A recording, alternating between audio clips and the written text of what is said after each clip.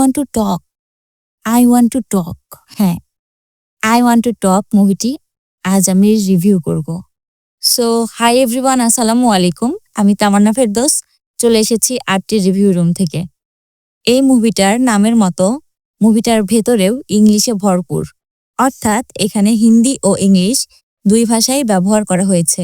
এই মুভিটা আর 5টা মুভি থেকে আলাদা। এখানে অর্জুন নামের এক এনআরআই আছে যিনি ক্যান্সার রোগে আক্রান্ত এবং এই অর্জুন নামের লোকটি ডিভোর্স হয়ে গেছে। তার একটি ছোট মেয়ে আছে। মেয়েটা তার অর্ধেক সময় মায়ের কাছে এবং অর্ধেক সময় বাবার কাছে কাটিয়েছে। এই মুভির গানগুলো খুব একটা ভালো হয়নি। এই মুভিতে অনেক সময় অনেক ডায়লগ ব্যবহার করা হয়েছে যেগুলো অনেক বড় বড়, যা শোনার সময় অনেক সময় বিরক্তি লাগে। এই মুভির স্টোরি লাইন হলো একজন মানুষের জীবন কাহিনী, যার ছবিও আপনি এই মুভিতে দেখতে পাবেন।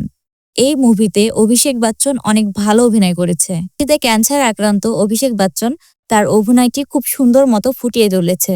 এই মুভিটি অনেক ইমোশনাল একটি মুভি, যা আপনি ফ্যামিলি নিয়ে দেখতে পারবেন। একজন ক্যান্সার আক্রান্ত ব্যক্তি যে প্রতিনিয়ত জীবনের সাথে যুদ্ধ করে বিভিন্ন রকম লড়াইয়ের সাথে জীবনযাপন করে, সেটাই অভিষেক বচ্চন তার অভিনয়ের মাধ্যমে খুব সুন্দরভাবে বোঝানোর চেষ্টা করেছে। একজন মানুষ যে কিনা ডিভোর্স এবং তার ওয়াইফ নেই, ছোট একটা বাচ্চা, সেও আবার মাঝে মাঝে থাকে মাঝে মাঝে থাকে না। সেই সময় যে একজন মানুষের কতটা খারাপ সময় যায়, এই মুভিটা দেখলে আপনি ঠিকই বুঝতে পারবেন। সব মিলায় মুভিটি মোটামুটি ভালো ছিল। আজকের ভিডিও এই পর্যন্তই। সামনে দেখা হবে নতুন কোনো ভিডিওতে। সে পর্যন্ত সবাই ভালো থাকুন, সুস্থ থাকুন। আল্লাহ হাফেজ।